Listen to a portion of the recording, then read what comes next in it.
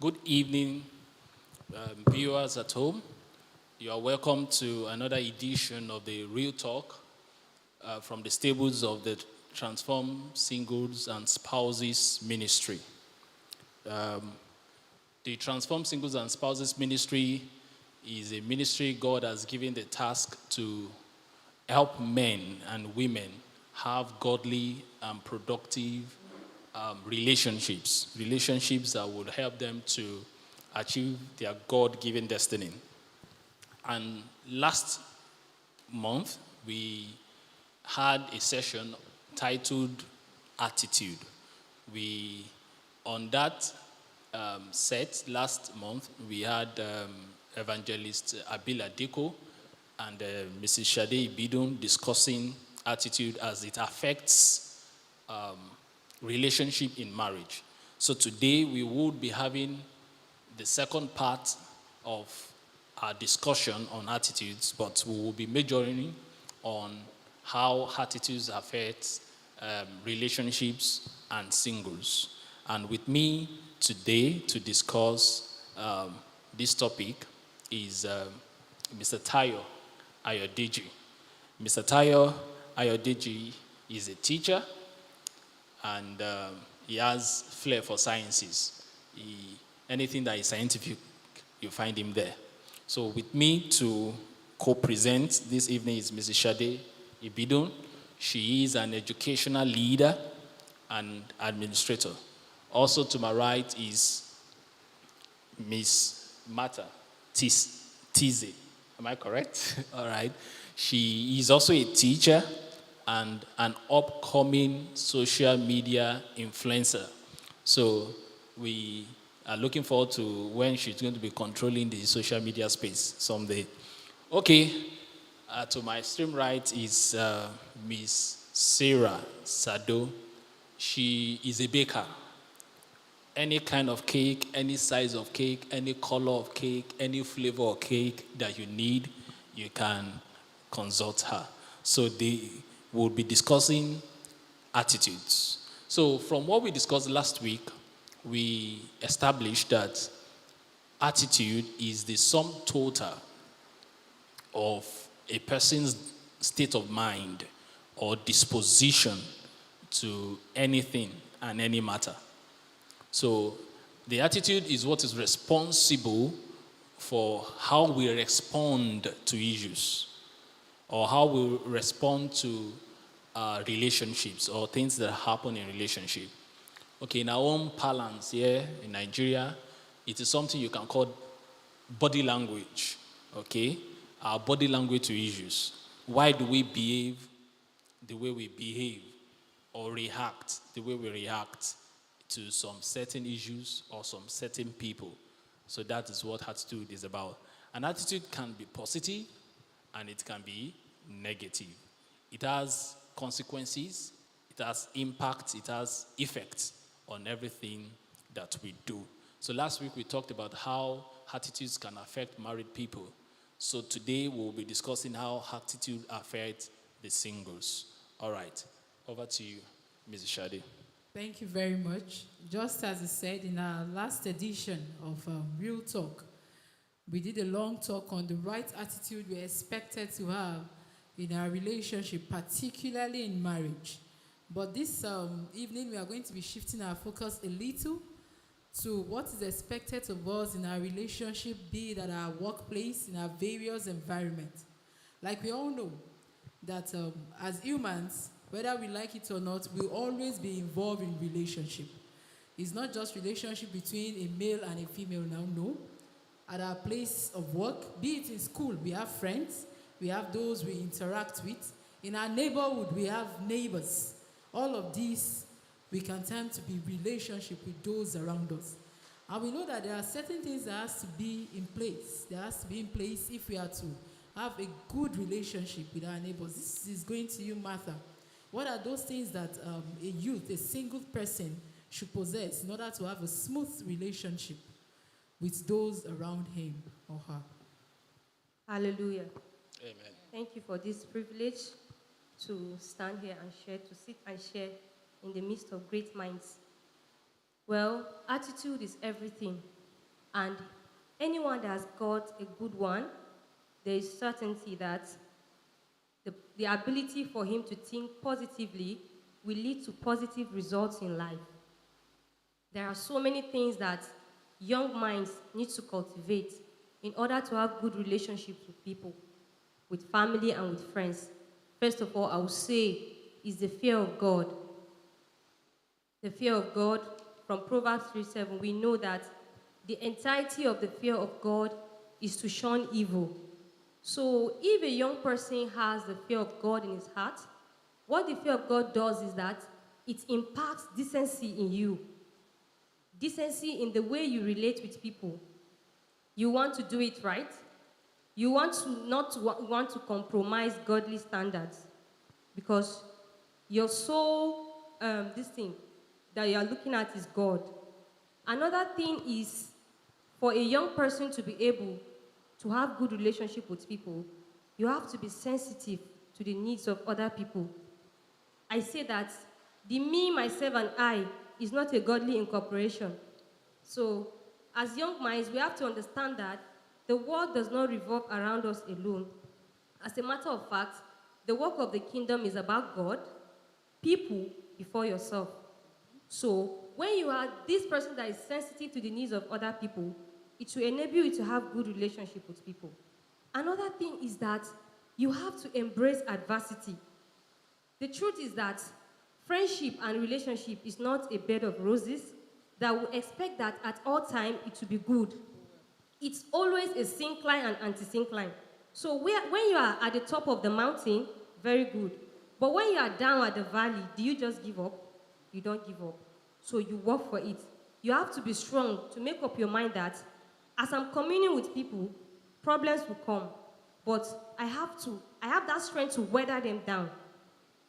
I have that strength. Another thing is that as a young person, for you to be able to have good relationship with people, avoid blame games. Blame games. We should be able to take up responsibilities for the things that we have done in relationship, as while we are dating, while we are courting, with our family. Because when I was in primary school, there is something that my head teacher used to do. Now, when pupils fight in the school and they take them to the headmaster, what you first do, before even listening to anybody's side of the story, he will flog the two of them. Let's say 5-5 stroke. Then he will say, let's begin.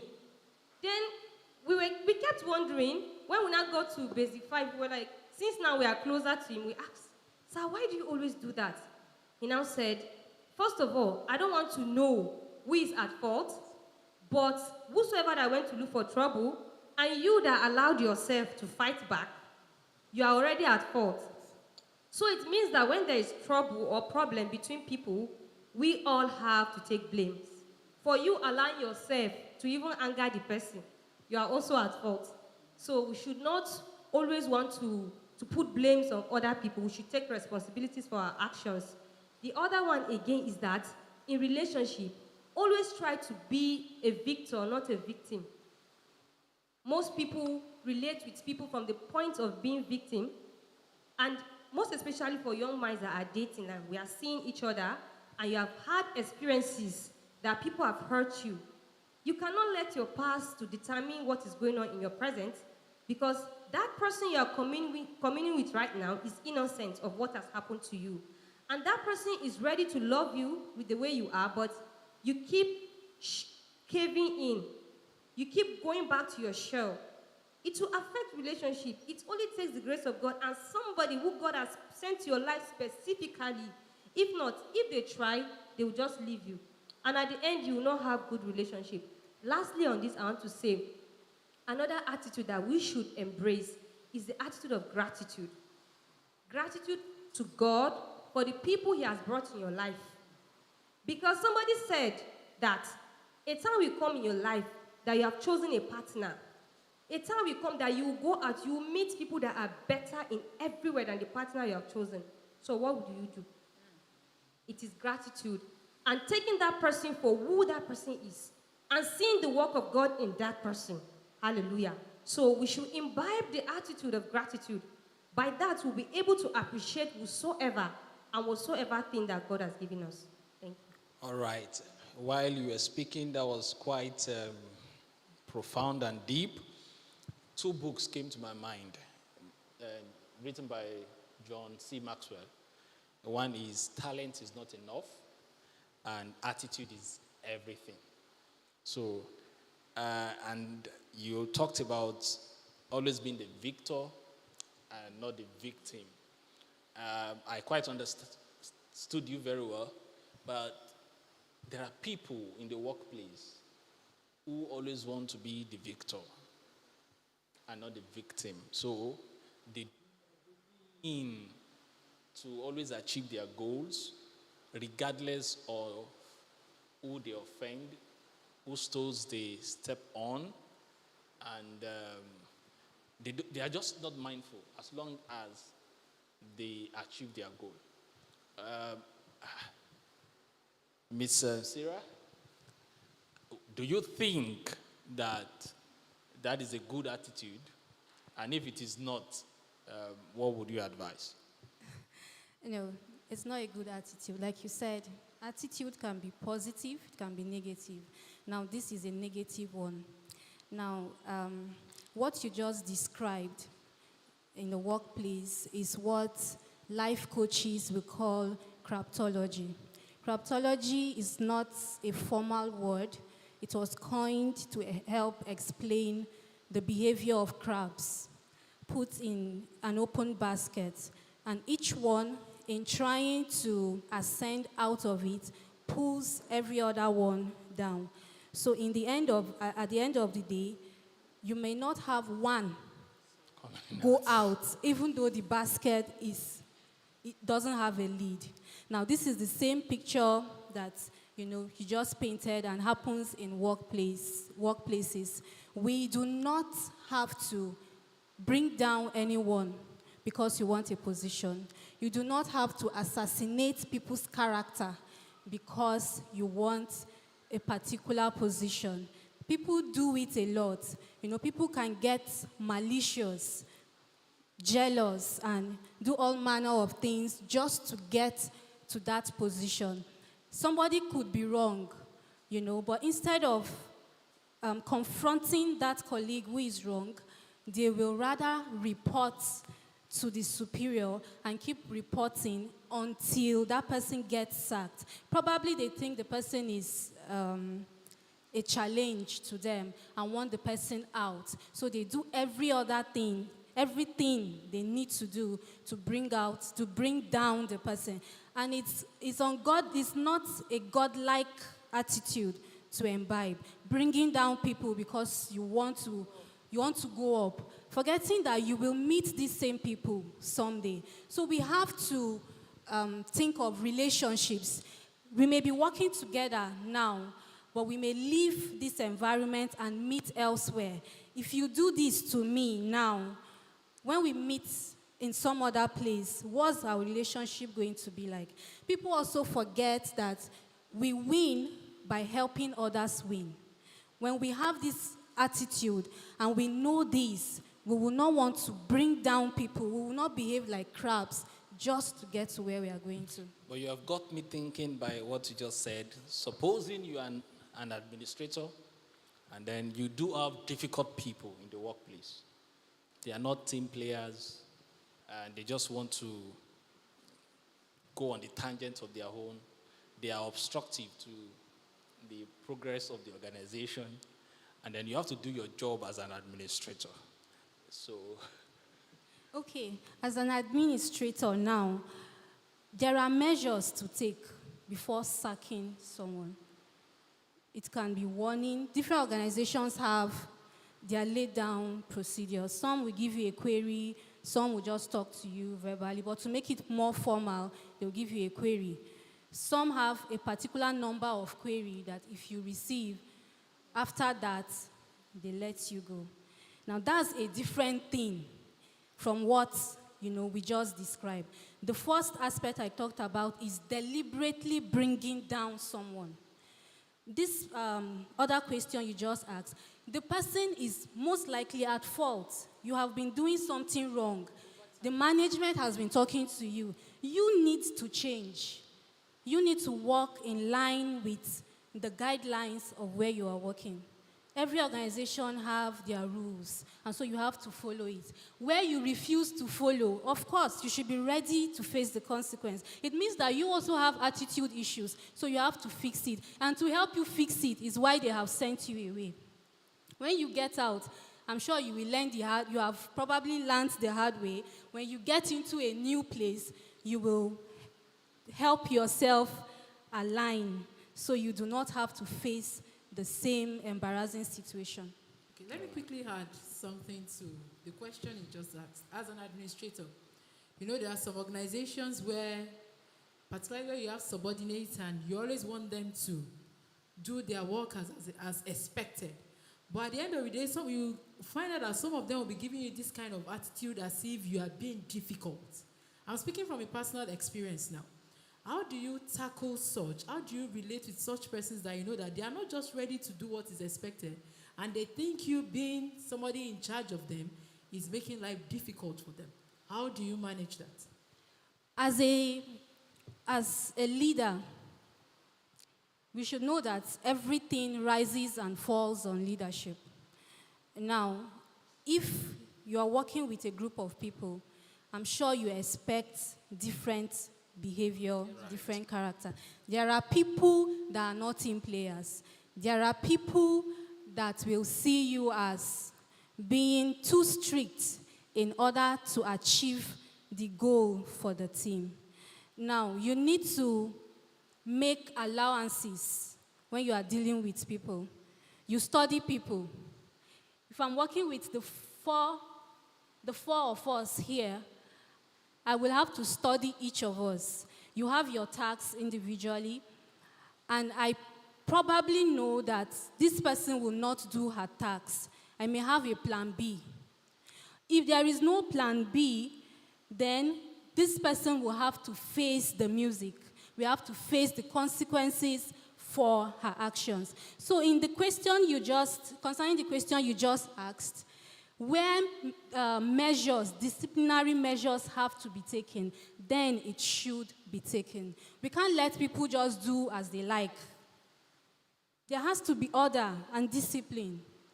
So people can think anything they want to think if you are right in what you are doing, especially when you are right with God.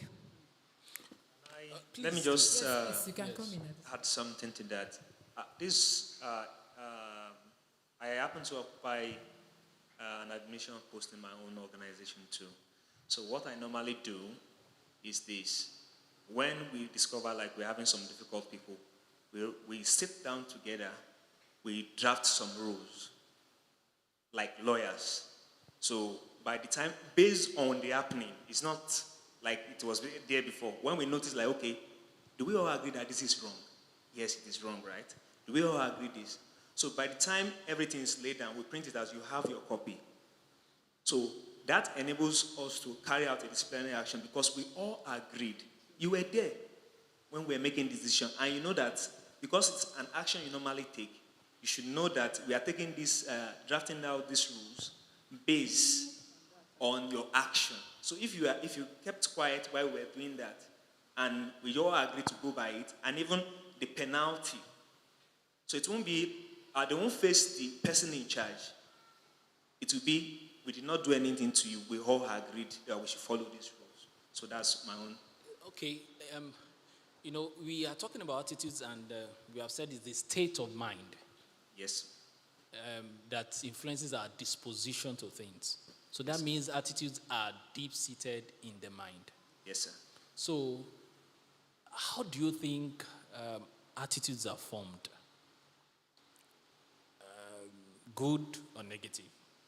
If there's a bad attitude, how can it be changed? Okay, I believe attitude comes from a regular pattern of behavior. For example, now let's take from a kid. If the kid decides to, the kid decides to, when the kid is angry, slaps the mother, maybe 1 year old. If you don't stop that, it begins to form something in his mind that it's okay that when I'm angry, the next thing I should raise my hand and hit my mom. So the moment you stop it, at that stage, it forms like, if I do this, something will happen. That I'm using that as an example, that's how attitude forms. For example, now, we remember our stage of puberty, when we started becoming ladies and gents, and we choose a new pattern of walking style. It's not our walking style. It's not the kind of, but after a particular, we chose it, and after some time, we discover like we cannot change it. It doesn't matter how people attack us. Even at times we will feel bad, but we can't, because it is bit by bit. Now, another thing that constructs a kind of attitude is an environment we grow up in. We cannot help it. In fact, I usually put it this way, that we cannot escape our parenting. I don't like my daddy, I don't like my mom, it doesn't really matter. You will just adopt something from them. So the environment, you cannot help it. For example, there are some parts in Nigeria whereby a certain cloth is normal. And when you get there, maybe you are coming from maybe the northern part or some other part, you get irritated when you get there. Like, why will you dress like this? But to them, it is just okay. And if such people should enter your own environment, everybody will just be staring like, why will you dress like it? But so I say, this is what I'm trying to drive at, that environment also matters. Some people can crack joke that you are mad, and they are joking. I was surprised. In fact, that happened to me at NYC camp. A friend of mine, I just cracked a joke, very funny. So she laughed. And you know when you want to finish with a statement, you are mad. I was shocked because it's been a long time somebody said that to me. So as we did a few days later in the camp, I now noticed that it's just how she answers when something happens to her. Wow. So attitude is built, environment can construct a person's attitude. So the last one that says, how do we correct it? Now, the truth is, when we get matured, we are difficult to correct. We feel like we know. In fact, that's the first sign of teenage rebellion. I know what I'm doing. I know what I'm saying. I know what I'm... So, and our parents usually say this, like, in as much you are arguing that I'm matured enough, that shows that you are not matured enough. So, how to correct it? The first thing is, there are a lot of ways to correct it. For somebody that is teachable, you can show. You can call to order. For somebody that is teachable. But this is how I like treating people that are not teachable. I try to show you the consequence of your action. So, for example, now, if you cannot be talking to your boss like that. You say, I will talk to him as I want. So, I will allow you. Maybe I'm like a peacemaker. I will allow you to talk to your boss anyhow. So, by the time he tells you, like, I'm the boss and sends you away, then it's not my fault. Because you are not teachable. So, let me just stop there for now, So sir. there are consequences for every action, for every attitude. Yes, sir. And then, in summary, to change any attitude, we have to change what we are exposed to.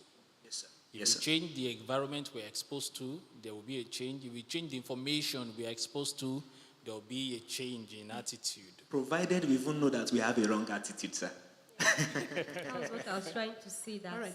you have to know. Before you come up, is it possible for you to maintain a positive attitude at all times? Add that to what you to respond to. Wow. Okay, I wanted to say that for you to be able to think of changing anything, first of all, you have to accept that that thing is existing in your life. Yes. Most people put up attitude, and when you tell them, they would not believe that they have wrong dispositions or ugly dispositions. So that was what I wanted to add. And then you said, is it possible for us to maintain Positive attitude. Hallelujah. Amen. For the question, is it possible? I would say yes. Philippians 4:13. I can do all things through Christ that strengthens me. But the question here is how? How can we be able to maintain positive attitude at all times? First of all, I would say is by courage. When we love people, we risk a lot of things. You risk rejection, you risk frustration, you risk pain. So it takes courage to love another person. It is courage that will help you to see that person the way God is seeing him and the way God has created that person. Another thing is persistence. Actually, if we are going to rate real love, we cannot say that it's based on the initial commitment and the things we do in the life of people, but the willingness to stick to it, the willingness to stay with that person, in spite knowing their shortcomings. That is how you can be able to maintain positive attitude at all times. Because you are seeing that person that's okay, the person might have shortcomings, but you can overlook it because you love that person. Another strong way is trust. It is trust that will make you to want to stick to somebody that even when other things are happening and people are coming to you, we have seen relationships that... Please, I want to cut you. And I want to cut you because I want us to be practical. All right? Like you told us about different cultures. Some dressings are acceptable in some particular places. They are not acceptable in some particular places. So now, it's single. You see some single ladies getting married or preparing to get married, and they will pray that their mother-in-laws should die because of the stereotype to mother-in-laws that we have. Because most persons see the mother-in-law as the tormentor of the wife.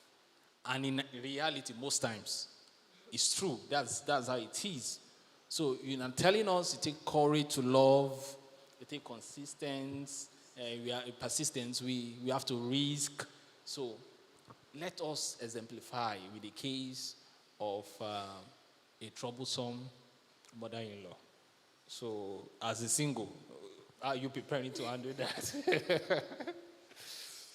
As a single, like you said from the beginning when he was talking, and you said that for you to be able to change an attitude, you need to change what you are listening to, what you watch, what you read, what you take in, because attitude is the formation of what you take in. That's what you give out. So if a single have always seen mother-in-law as an enemy, that's how you continue to see her. But when you encounter the right teachings, you understand that there is nobody that is not lovable. Some people will say that some people are not lovable. Somebody said, the only thing that human responds to is love. And somebody asks, what if it does not work? He said, add the dose. Add another dose.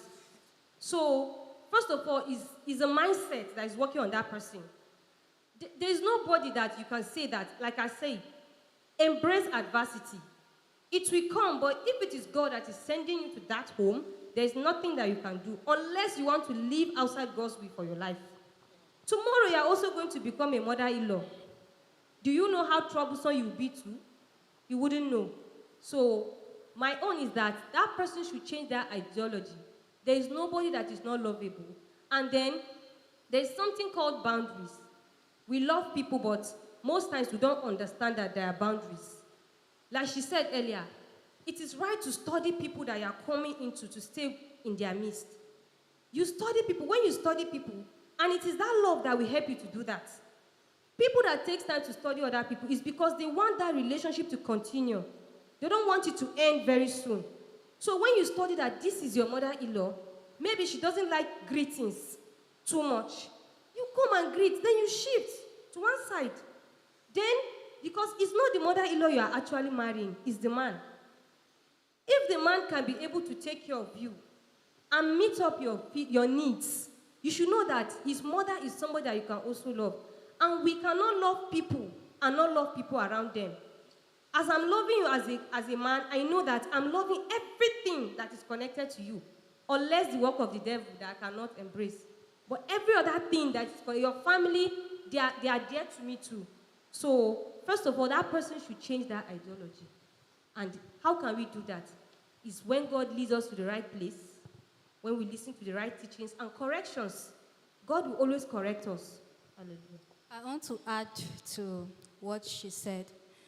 Yeah, she said there's nobody that is unlovable, and that's true. But I also want to add that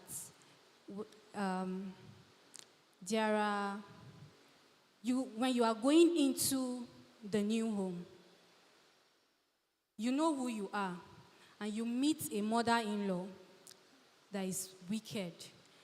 I do not think it will be wise of you to let that person's attitude change who you are.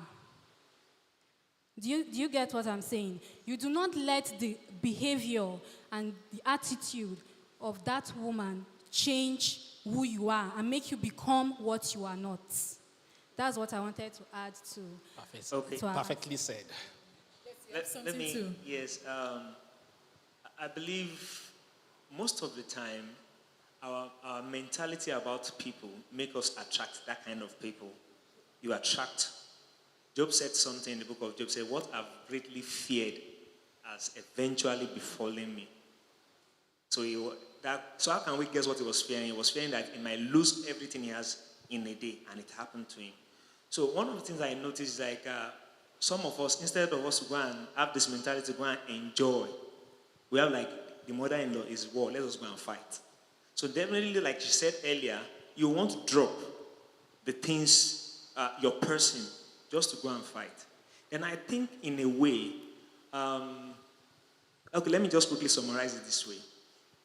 I think is territorial. The mother-in-law feels, this is my son. There's a way you should love my son like I do, which cannot work. That's at time, I'm picking one of the reasons why they will fight about it, which cannot work. So the daughter will tell, like, I married your son, not you. Then energies begin to antagonize each other. Then, like that, it escalates. Let me just stop there. I think shifting focus a little from the mother-in-law thing, so we don't get carried away. When you are starting a business, what are the kind of attitude that you should have when starting a business, particularly for the first time? Okay, there are quite a good number of attitudes you should have. I've heard people say something that my boss is too terrible. Wait till I start my own. Maybe the boy truly. Maybe the boss is kind of time conscious.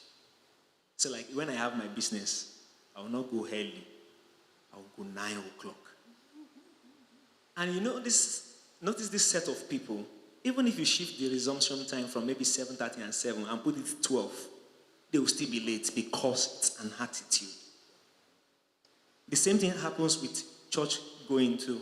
It doesn't matter if they change the service to 9 p.m. at night, they will still arrive late. So one of the right attitude to business is you have to be industrious. You have to be able to persevere. There's no business that just happen like that. Most of the time we think about the capital, I must have capital. If you don't have the right mentality, it doesn't matter if you invest billions in it, it will come down back to your mentality of nothing. One attitude to business is you have to be time conscious, set goals, set targets. But most of the time, young entrepreneurs feel like it's my work, I can do it anytime. People that are successful they are time conscious. So even if I have the whole year to run my business, I should have a target monthly that I should hit. That's a very good attitude. So it's not really about, let me have capital first. Because if you have the capital without the right attitude, the capital will go back to zero. So be time conscious, be able to pass. Then understand your market. Understand it. For example, a lot of people will just get money, maybe win a lottery. So they have been seeing their friends or their neighbors doing a particular business. Though the business is growing, but you have no idea about that business. So you're maybe 10 million naira. You want to put it in a business, you have no idea. So you say, I will have a boy that will stay there. Okay, you want Yes, I was trying to take that discussion to a different direction. You Okay, see, sir. some persons start business and their business will blossom Yes, very sir. early, And some persons, they have it all made together, but the business doesn't grow because they have a bad attitude to dealing with customers. They cannot take insults. They say the customer is king. They can't take insults, and so they cannot get the money of the customer. So that mindset, that mental attitude, does it really affect business? Okay, it depends on. I see business in two ways. Either you are buying and selling or service. It's either you are buying and selling or service. Now, if you are in a way, buying and selling is a kind of service too, but I want to separate it.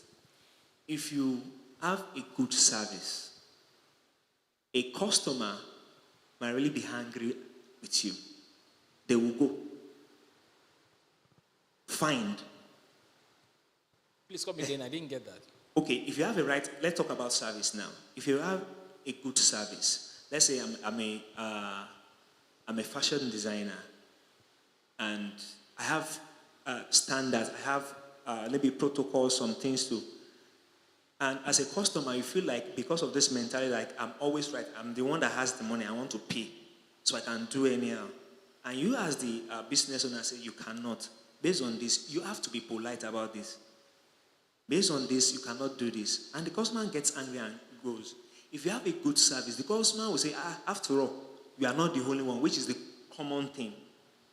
But the truth is this. When you taste an order zone, even with teaching. Let me take it from you. Yes, sir. So I will just summarize what you're saying Okay. by saying that excellence is an attitude. Yes, sir. Yes, sir. Once we are excellent in business, customers will always gravitate. It doesn't matter towards how us. much you offend them, but just be polite to the customers. You don't want to lose them truly. So you have to have a very good attitude about being polite about what you want. Miss Sarah, there are some people who always want to have the last say in the conversation. They must be the one to have the last say. And there are people who don't have the stamina to stand sincere conversation. You know, sincere conversations can be hurtful when somebody look you in the eye and tell you to your face the truth.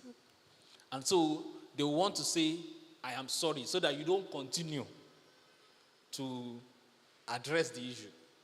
But then they will do it again because they didn't learn, and then they want to say, I am sorry, just to shut up conversation. So two kinds of persons. Those who don't want to hear the truth, and those who always want to have the last say. What is responsible for this kind of attitude? What's responsible for it?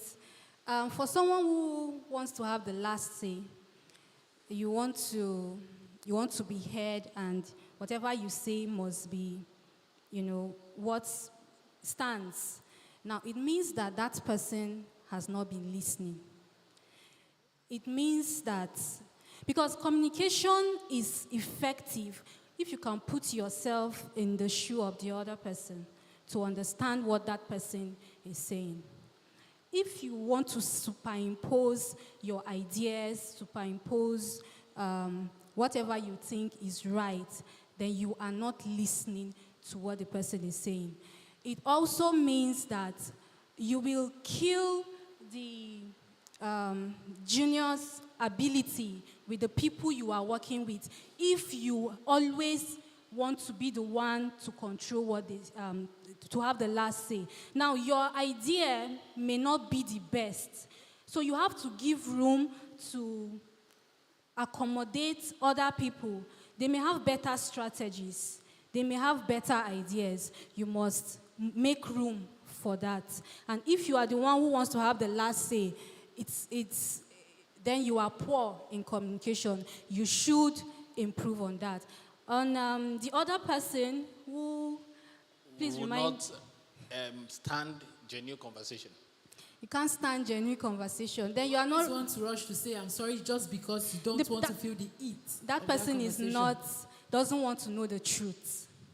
That person is not ready to grow.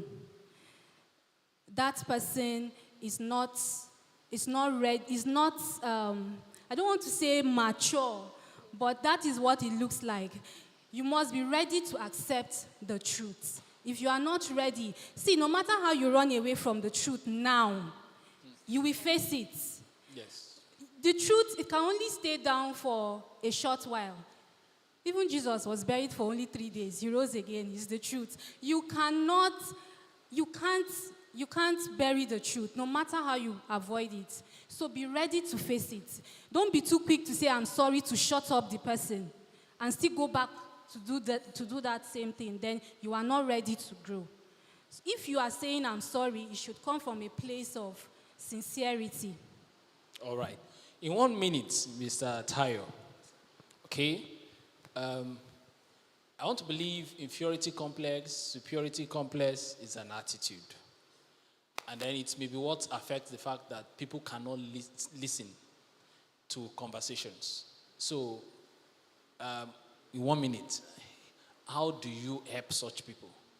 You know, when you are having a discussion with them, they are only listening to respond, not listening to understand or empathize. So how do you handle those kind of people? 1 minute. Okay. Personally, I believe, like she said earlier, if you really truly love someone, you help them. Now, some people respond by saying sorry, actually to stop, like beginning from a place. Majorly, what you just do to them, like listen, you have to be firm at times with some people. And some people, why such people will come back to you is because they enjoy your company. Say, where we stop, listen to this. I have someone that is close to me that will always say sorry. In fact, we have now made it something like it's a word for her. Easily she can say sorry, in fact, without knowing, and she will still repeat it. So majorly, when you want to have conversation with such people, keep in mind where we stopped. This is what I said. Have you listened? So if you listen, tell me back what you heard. Because such people cannot do away from you, and they want to have it their own way. It cannot work that way. Relationship is mutual. Time is not on our side, so Miss Martha, in 30 seconds, how can a single build good attitude to prepare for marriage? 30 seconds. How can a young person build attitude to prepare for marriage? Marriage, work, for life. Okay, first of all, is by listening to the word of God. And the true message of God teaches us a lot of things because the word of God is without any compromise. It addresses every issue of our lives. As a young person, there are so many things that we need to work on in our lives too. So you will not expect that the person you are going to get married to should be doing all the work. You as a lady or a man, you need to build yourself spiritually, emotionally, physically, financially. Those are the important things for you to prepare for marriage. All right. So with that, we have come to the end of this edition of the Real Talk. We thank you for joining us, and we will invite you to join us again next week for In His Presence.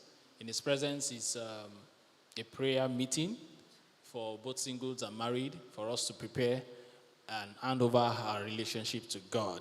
So also the Transformed Spouses will be having a couples dinner on the 27th of August this month. So we'd like to see you there. Come with your fiancé, come with your fiancé, come with your wife, come with your husband. Thank you for joining us, and God bless you. Thank you for being